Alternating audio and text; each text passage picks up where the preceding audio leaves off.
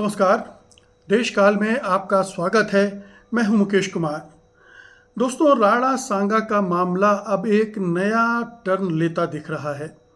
राणा सांगा को लेकर विवाद खड़ा हुआ था औरंगजेब के बहाने। औरंगजेब पर विवाद खड़ा हुआ था छावा फिल्म से।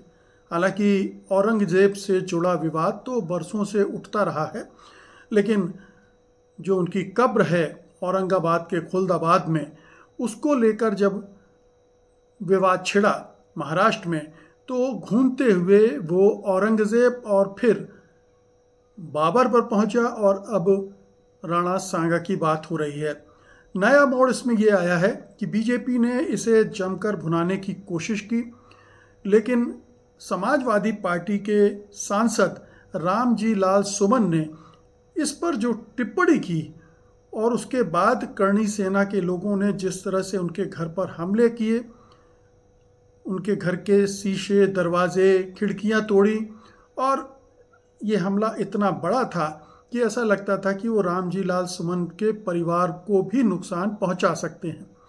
अब रामजी लाल सुमन दलित सांसद हैं और हम सब जानते हैं कि दलित का मसला कितना सेंसिटिव है।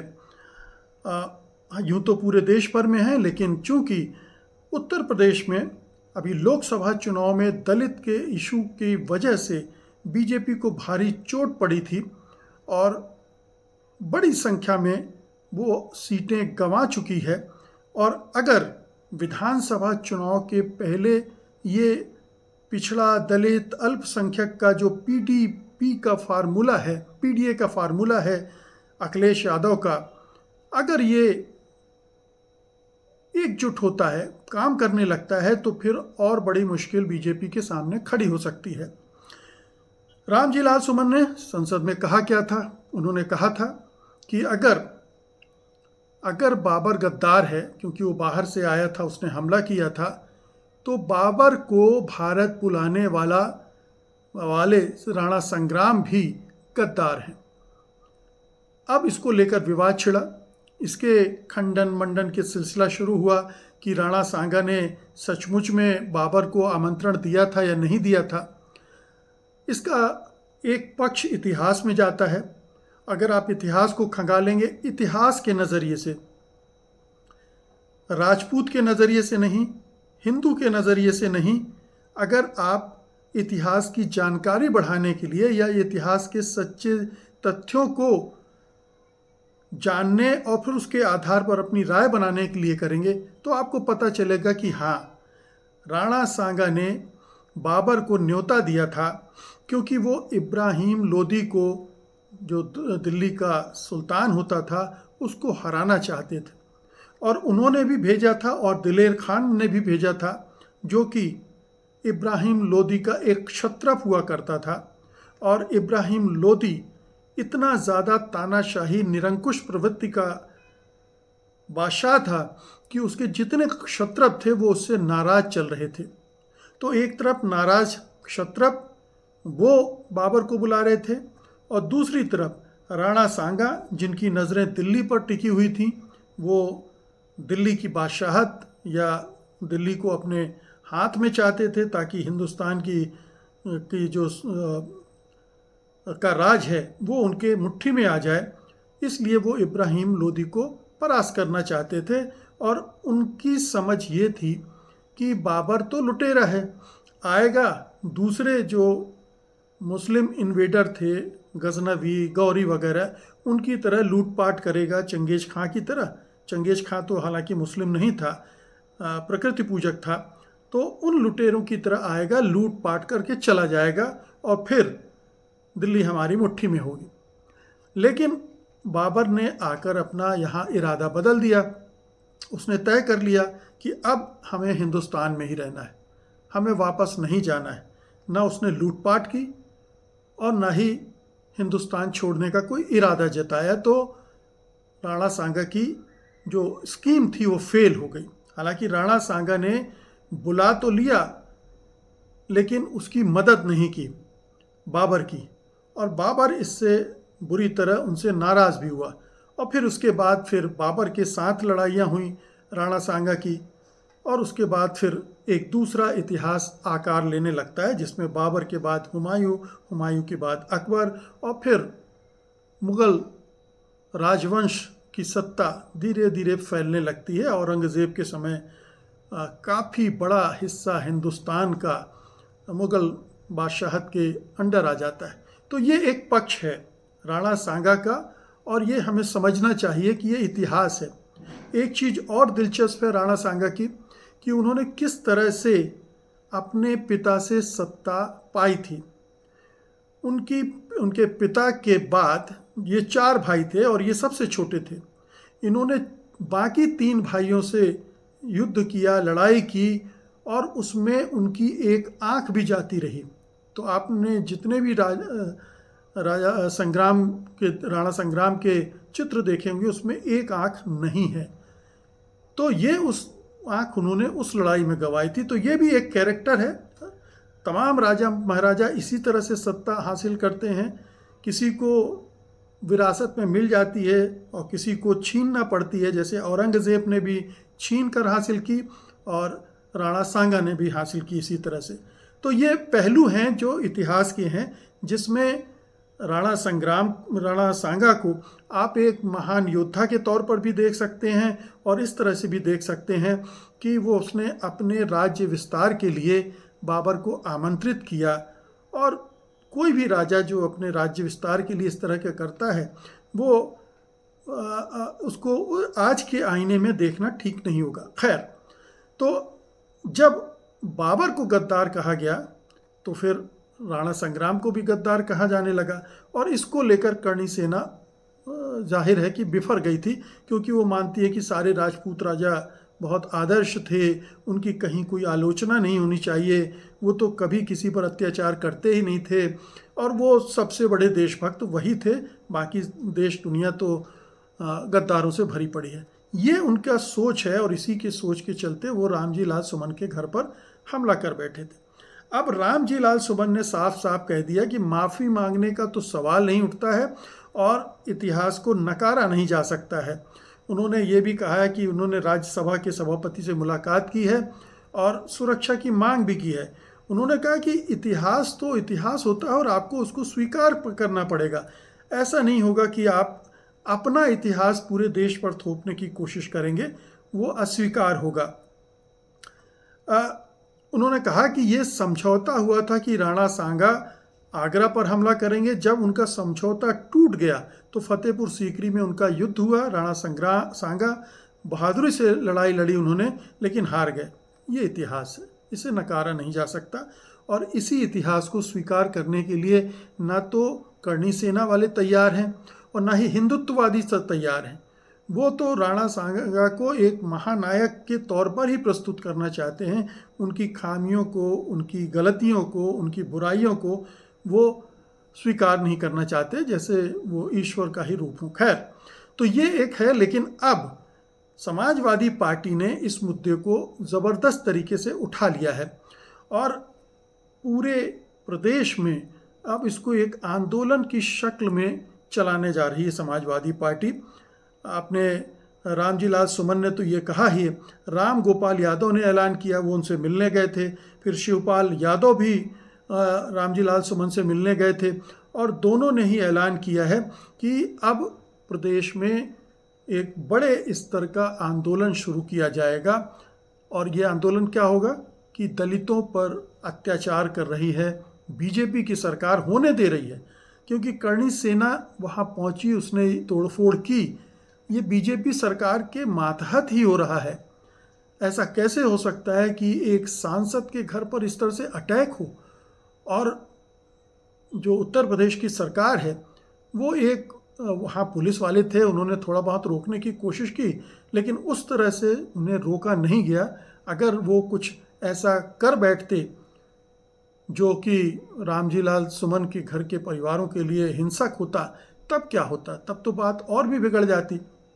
तो करणी सेना को शह मिली हुई है बीजेपी से, योगी आदित्यनाथ, उनकी सरकार से, उनकी पुलिस से, उनके प्रशासन से। ये एक मैसेज जा रहा है, और एक मैसेज ये जा रहा है कि चूंकि भारतीय जनता पार्टी, योगी आदित्यनाथ उनकी सरकार, उनकी पुलिस दलित विरोधी है, इसलिए दलित सांसद के घर पर यह हमला होने दिया गया और योगी आदित्यनाथ ने इस पर एक भी बयान नहीं दिया है।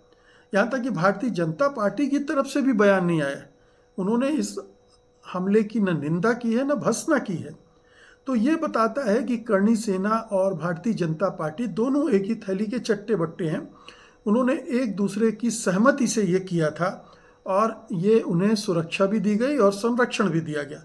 तो इसलिए ये एक मैसेज देने की कोशिश समाजवादी पार्टी की तरफ से हो रही है कि उत्तर प्रदेश में, अब सोचिए अगर रामजी लाल सुमन के बजाय किसी ब्राह्मण नेता ने ये बयान दिया होता तो क्या उनके घर पर हमला होता, या कोई अगर क्षत्रिय राजपूत नेता ने उत्तर प्रदेश के इस तरह का बयान दिया होता तो क्या योगी आदित्यनाथ के रहते उनके घर पर हमला होता?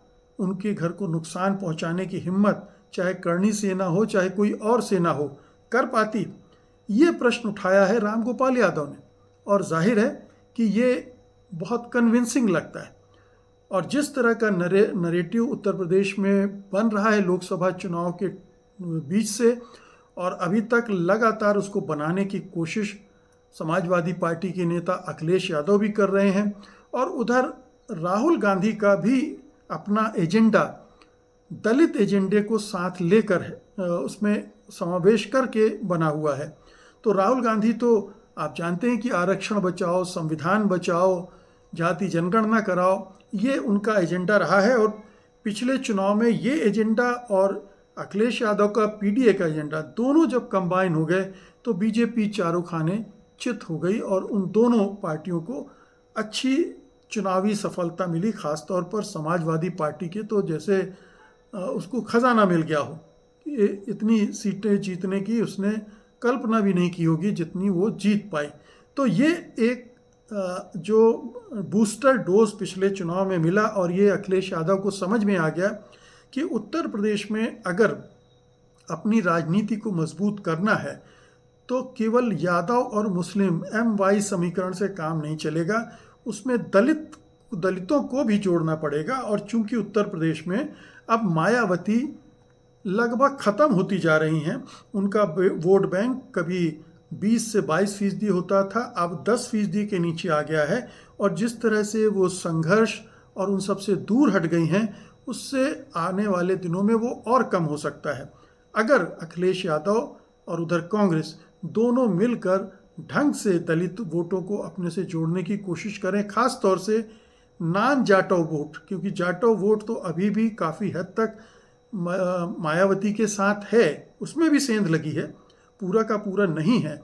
लेकिन जाटव वोट के अलावा जो दलित हैं, अन्य दलित जातियां हैं, उनको जोड़ने की जो कवायद कांग्रेस पार्टी कर रही है और अखिलेश यादव की पार्टी कर रही है, अगर वो कामयाब होती है तो 2027 में जो उत्तर प्रदेश के चुनाव होने हैं, जो कि योगी आदित्यनाथ के लिए कठिन परीक्षा होंगी, क्योंकि 2024 के लोकसभा चुनाव में जो चोट खाई है, उसके बाद अगर विधानसभा चुनाव में उनकी पार्टी की सीटें 150-175 के आसपास रह जाती हैं तो ये उनके लिए बहुत ही दुर्भाग्यपूर्ण होगा और उनके राजनीतिक करियर के लिए बहुत नुकसानदेह होगा, क्योंकि उसके बाद जो प्रधानमंत्री पद की दावेदारी करते वो फिर रहे हैं, उसके लिए रणनीतियां बना रहे हैं, हिंदुओं का समर्थन जुटाने के लिए अतिवादी बयान दे रहे हैं, जहरीले बयान दे रहे हैं, वो सब उस सब पर पानी फिर जाएगा। तो योगी आदित्यनाथ इसका काउंटर कैसे करेंगे?